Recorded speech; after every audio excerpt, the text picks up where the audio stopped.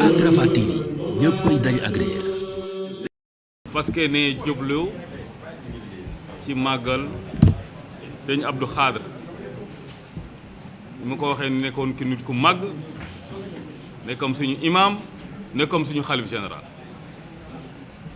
kon boog lépp luñ ci def rek def nañ ko ngir sagal ko waaye defal nga ngir kóllëre ndax li mu ñuy jëriñ ci suñu àdduna ci ragal yàlla ci wàcc suñu bopp ci rafetul suñu dëkkin ak suñu ay bokk loolu nag bu amee gouvernement bi jël na ay matuwaayam pour ànd ak njaboot gi sëñ si di jiite leen pour jàppaleen ci màggal googu te ni ma ko waxee léegi alhamdulilah ñaari weer képp ñu dem ci grand màggal kon beeg lépp lu ñu fi def daanaka day waajal grand màggal dafa ñuy dimbali moo tax fii CRD bi am nii fu baax la lépp lu ñu ci def rek du luñ ko yàq wala luy naxasaay dinañ ñu dimbali ci kanam bu ñu àddina yépp wuyuse kon boog lu jëm ci wàllu sécurité waa sécurité bëgg nañ mobiliser lépp li ñu am ci ay nit indi ko ci ay barrières muy xam police mu xam gendarmerie ñu wax lañ ko léegi sapeur pompier waxi noppi lu jëm ci Sénélec moom fas ke nee na ne dina dimbali ñëpp ñi nga xam ne déposé nañu ay demande waaye dina am équipe maintenance boo xam ne moo fay ne boo lépp loo xam ne rek nar naa paan wala nar naa yàqu mu taxaw ci ginnaaw ba ñu defee dëkk bi hors délestage si seen ay pexe ñoom xam nañ ni ñu koy defee ba nga xam ne courant du fi coupé loolu dal na xel ma boole si ne ñoom sax taxaw nañ jàppale sapeur pompier ndax sapeur fi nga xam ne day inondé daf ci am yoo xam ne dañuy soxla ay jumtukaay liñ naan électropompe ni ko comme li ko tur bi bu yoo ñoom courant lay daw il faut que Senelec wàccal leen foo xam ne moom la ñuy branché pour mën a pomper ñoom dinañ leen ko defal sapeur boo leen jógee di ngeen dem ci Senelec parce que loolu moo des soo leen demee ci ñoom pare nañ pour ñëw wàccal leen ay descente ba ngeen mën a branché seen machine mu pomper lépp rawatina nag boori kër sëñ Bas porte parole foofu ay ñaar fukki at ak foofu moom daal dëkk ji inondé yaakaar naa ne te jege na fu nga xam ne ONAS def na fa système am bu ko defee ngeen def fa rek électropompe mu pompe lépp yóbbu ko ci yóbbu ko fañ koy war a yóbbu ba nawet bi nga xam ne suñu borom dimbali ñu alhamdulilah ba tijji na di indi dara loo xam ne mën naa gàllankoor màggal gi waaye am na ci benn point boo xam ne dafay laaj hydrocureur bi ñu xaymaa point boobu bu amul procureur dina gêner lu bari ci màggal gi loolu nag ONAS taxaw na pour teg fa benn hydrocureur mooy ci station Shell bi parce que ñoom foofu dañ ko soxla dañ fa am projet waaye ginnaaw projet ba pareegul léegi te ndox ma daf fay taa mën na gàllankoor lu bari dañ fa yóbbu hydrocureur loolu daal nekk na point boo xam ne soxal nañu lool ndaxte bu indee mbënd ak yooyu dina tax nit ñi dem beeg dikk bi daf koy gàllankoor dina gàllankoor lu bari dina gàllankoor sécurité parce que nit mën nañ ko bëgg évacuer duñu am fu ñu koy jaarale plan de circulation bi fi oto yi war a jaar bu ndox ma fàttee foofu du mën a dem donc inondation li muy gàllankoor moo bari waaye alhamdulilah ak naa ne yaakaar ne bu ñu defee foofu benn hydrocureur électropompe bu ñu def ko booy sëñ Bass Abdou Khadre yaakaar naa ne màggal gi du am benn problème dinañ mën a màggal ci jàmm beneen bi mooy wàllu ndox xam ngeen ne itam màggal gu day noonu ndox daf ko yore waaye nag dañu amoon ñetti forage yoo xam ne ci Touba actuellement dafa paanoon waaye OFOR jàpp nañ ci ba bi ñu defee réunion fii dimbali nañu ba indil nañu pompe bu bees ba benn forage bi pare na mu des ñaari forage yoo xam ne ñoo paan benn nag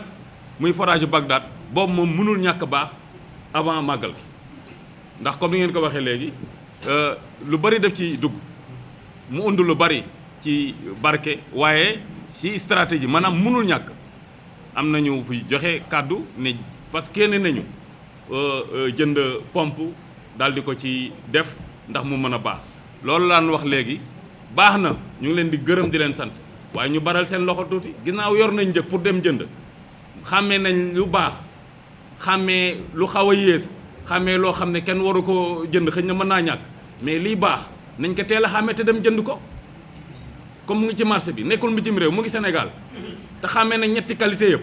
nañu jubal ci qualité bii gën daal di ko jënd installé ko ci semaine bi ndax gàmmu gi màggal gi 15 jours moo ci des loolu laa doon wax léegi ne baax na naam waaye liggéey am na fooy toll da ngay baral sa loxo mën naa gaaw te baax donc nañ baral suñu loxo te mu baax loolu mooy message bi ma leen di lancé ci côté boobu. ONAS itam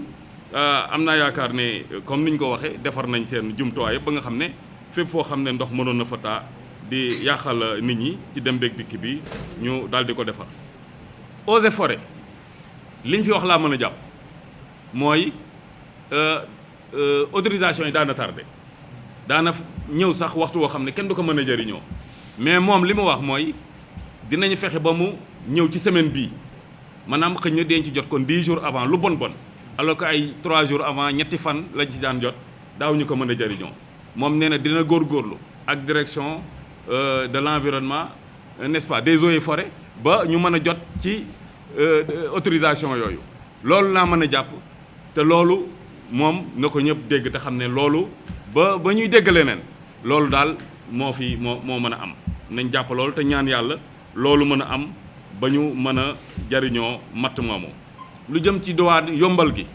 incha allah dañ leen koy yeggee ba ñu yombal leen dem beeg dikk bi ak lépp loo xam ne daal xëy na dafa jëm ci màggal gi ñu dimbali pèlerins yi ñi nga xam ne dañ ciy ñëw ñu mën koo indi te duñ ci am benn problème.